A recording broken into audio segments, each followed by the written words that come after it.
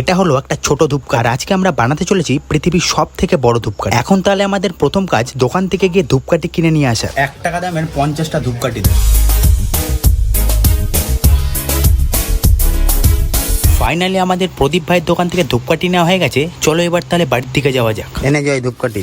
এতগুলো ধূপকাঠি নিয়ে কি করব? ওরা তো বুঝতেই পারছে না আমি এই ধূপকাঠিগুলো নিয়ে কি করব। একটু পরেই বুঝতে পারবি আমি এই ধূপকাঠিগুলো নিয়ে কি করব। তবে তার আগে তো এই ধূপকাঠিগুলোকে ঝটপট ছাড়াতে হবে। চ তাহলে শুরু করি। প্রথমে তো আমি ভেবেছিলাম কাজটা সহজ, তবে আমি যতটা সহজ ভেবেছিলাম ততটাও সহজ নয়। এগুলো ছাড়াতে মিনিমাম 3-4 ঘন্টা সময় তো লেগেই যাবে।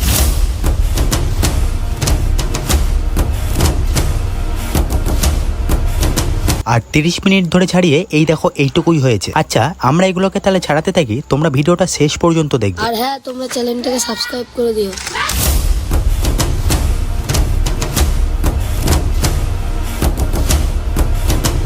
দেখো সকাল 10টা থেকে আমরা কাজে লেগেছি, এখন বিকাল 4টে বেজে গেছে।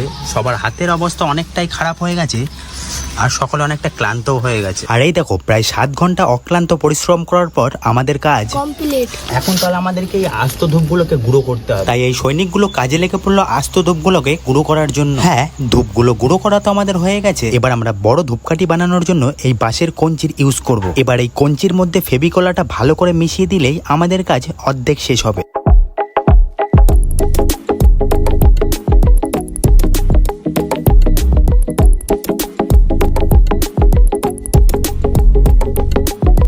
এবার এই আঠার উপরে গুঁড়ো করা ধূপকাঠিগুলো সটিয়ে দেবো।